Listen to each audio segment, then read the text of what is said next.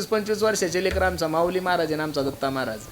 काय आहे महाराज सांगा ना तुम्ही काय केलं? अरे शिक्षक रिटायर झाला त्याला पेन्शन आहे, मिलिटरीमॅन रिटायर झाला त्याला पेन्शन आहे. संप्रदाय रात्रंदिवस तुम्हाला चांगले विचार देतो, आम्हाला काय हो?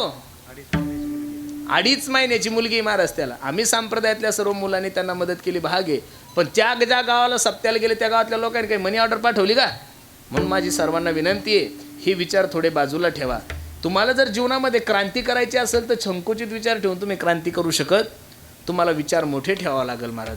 विचार व्यापक ठेवल्याशिवाय महान यश आत्मासह महात्मा ज्याचा बोध व्यापक आहे तोच मनुष्य मोठा होऊ शकतो. जो त्याच्या तालुक्यातूनच बाहेर गेला नाही तो मोठा कसा होईल महाराज?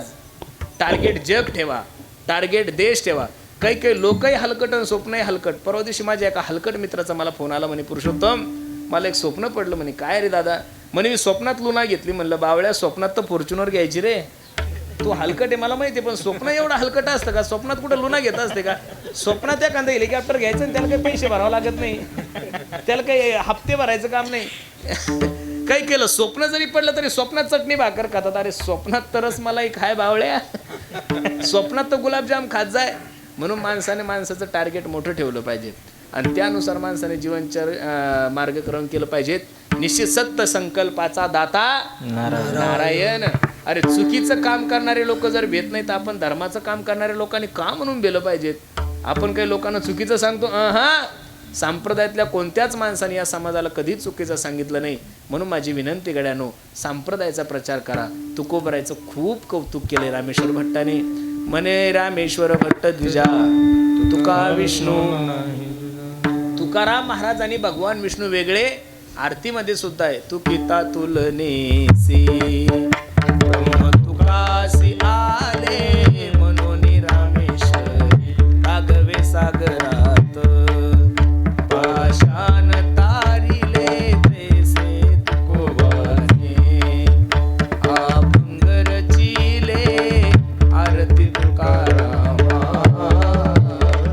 किती गोड वर्णन केलंय. जळी दगडा सहित वह्या तारियल्या जैशा लाह्या. जशा पाण्यावर लाह्या तरंगाव्या तशा माझ्या जगद्गुरु तुकोबरायांनी गाथा तरंगवला. अरे जो गाथा तुमच्याने माझ्या उद्धारासाठी निर्माण केलाय, या माथ्यानं त्या गाथ्याचं स्वागत तर केलंच नाही गड्यानो, पण या माथ्याने तो गाथा बुडवण्यासाठी प्रयत्न केला. पण तुकोबरायांनी भगवंताची साधना केली, अनुष्ठान केलं आणि इंद्रायणी मातेतून जसा लाह्या तरंगाव्या माझ्या तुकोबरायचा गाथा तरंगला. हे ज्यावेळेस रामेश्वर भट्टाला कळालं त्यावेळेस रामेश्वर काय समाजाचा नेम आहे, जोपर्यंत चमत्कार नाही तोपर्यंत नमस्कार करत नाही.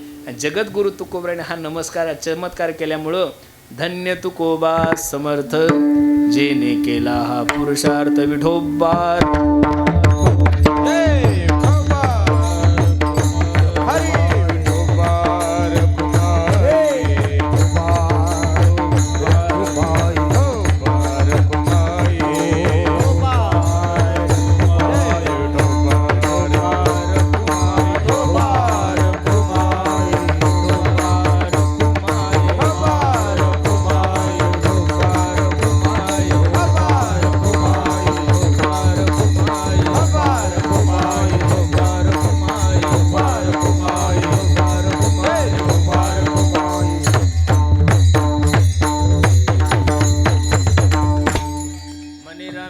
भट्ट दुजा तुका विष्णू नाही दुजा धन्य तुकोबा समर्थ जेने केला हा पुरुषार्थ. अभंगाची सरळ भूमिका मी तुम्हा सर्व मंडळी समोर ठेवली.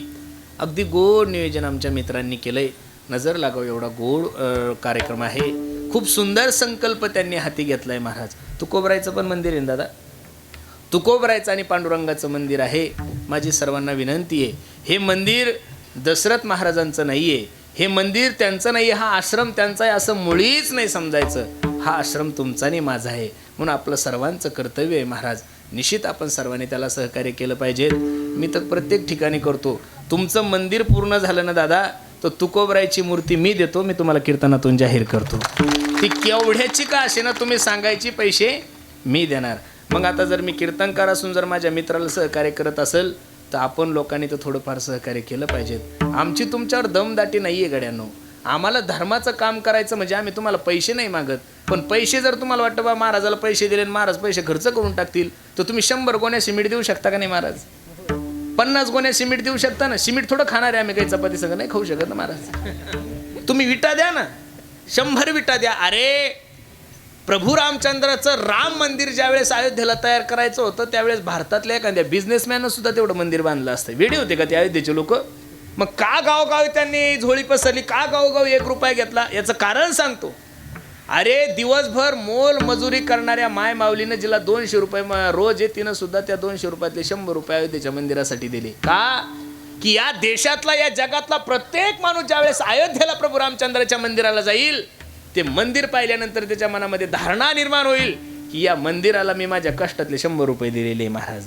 तुम्ही सर्वांनी जर सहकार्य केलं तर सोन्यासारखं मंदिर तयार होईल, सुंदर असा धर्माचं एक अधिष्ठान तयार होईल, सुंदर असे वारकरी शिक्षण संस्था इथं सुंदर होईल, इथूनच एखादा कीर्तनकार तयार होईल, इथूनच एखादा कथाकार तयार होईल, इथूनच एखादा रामायणाचार्य तयार होईल. मी मगाशी तुम्हाला सांगितलं गड्यांनो, आम्ही पैसे कमवण्याची अक्कल नाही देणार, पण जीवन जगण्याची अक्कल तुम्हाला निश्चित या व्यासपीठातून भेटल्याशिवाय राहणार नाहीये. म्हणून सर्वांना मी विनंती करतोय, तुमच्यासमोर पदर पसरतोय, धर्माचं कार्यासाठी सगळ्यांनी सहकार्य करा.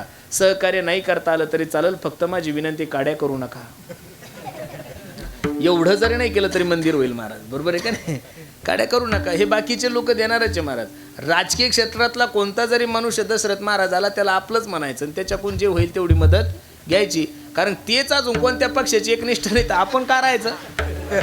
कोणताही आला ना, सगळ्या पक्षाचे लोक बोलवायचे, बाबा आम्हाला इथं टॉयलेटची व्यवस्था करून द्या. आपल्याला पैसे थोडे मागायचे महाराज त्यांना, इथं काही गट्टू बसून द्या, इथं किचनसाठी एखादं पत्राचं सेट द्या.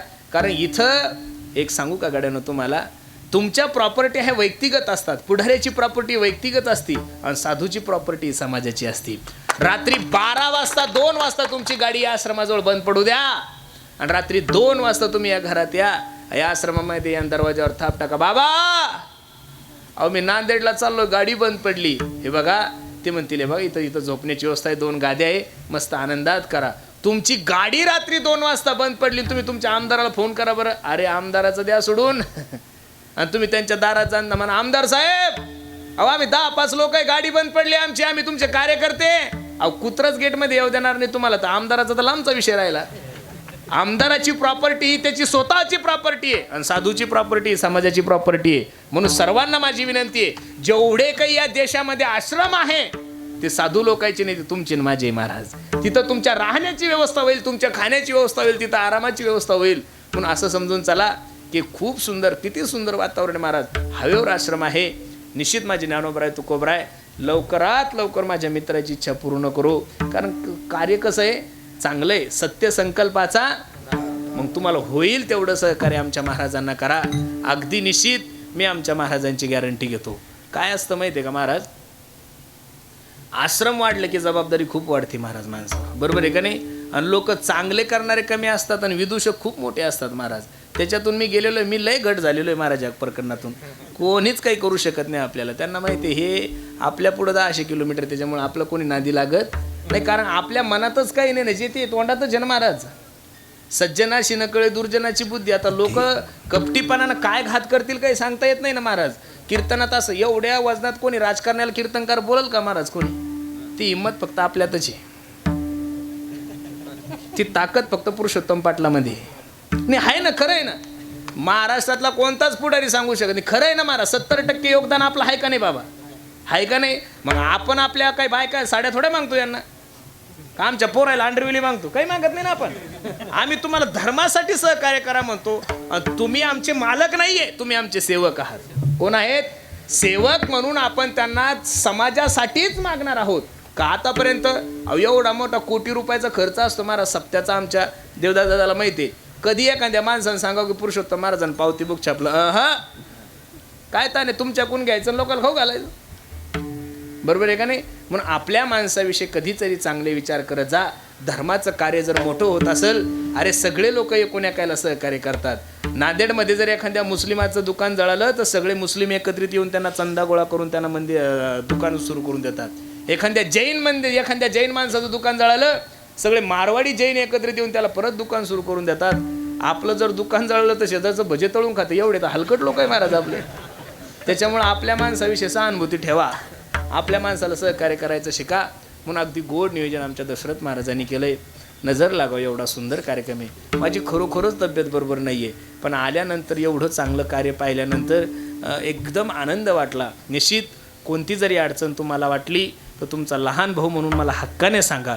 नक्की मी तुमच्या प्रत्येक ओला धावून आल्याशिवाय राहणार नाही आहे. केलं पाहिजेत ना महाराज, हे प्रत्येकाला नशीब नाही आहे. अरे कीर्तन करून बंगले बांधणारे लय मोठे महाराज लोक आहे. कीर्तन करून व्याजानं पैसे वाटणारे लय मोठे महाराज लोक आहे, पण कीर्तन करून मंदिर बांधणारे ठराविकच आणि त्यात माझा मित्र आहे महाराज. मग जो धर्माचं काम करतात त्यासाठी आपण नाही उभं राहायचं, कोणी राहायचं. त्याच्यामुळं हे आश्रम झाला, ही प्रॉपर्टी तुमच्या काय गावाचं नाव आहे आपल्या बारड. बारडकर मंडळी, हा आश्रम माझ्या मित्राचा नाही आहे, हा आश्रम तुमच्या सर्वांचा आहे. आणि तुम्ही सर्वांनी माझ्या ज्ञानोबराय तुकोबरायचं मंदिर वारकरी शिक्षण संस्था उभारण्यासाठी आमच्या महाराजाला तुमच्या वटीत टाकतोय. नक्की त्यांना काय करा, सहकार्य करा. थोडंफार काही झालं बी तरी आपलं लेकरू म्हणून आमच्या महाराजांना माफ करा आणि त्यांच्या पाठीमागं तुम्ही सर्वांनी उभे राहा, अशी मी तुम्हाला संप्रदायाच्या वतीने विनंती करतो. प्रत्येकाने देशाविषयी धर्माविषयी स्वाभिमान बाळगा, प्रत्येकाने एकत्रित या, प्रत्येकाने देशाविषयी जागृत राहा. सर्वांना माझी विनंती, व्यसन करू नका. दारू गांजा मत पियारो अक्कल गुम हो जाती है, अपने पलों का दाम खर्च के मुंह में मिट्टी आती है. व्यसन नका करू, एकत्रित सर्वांनी राहा, देशाची धर्माची सेवा करा आणि प्रत्येकानं आपल्या मायबापाची सेवा करा. मी दररोजच सांगतोय. आई माझी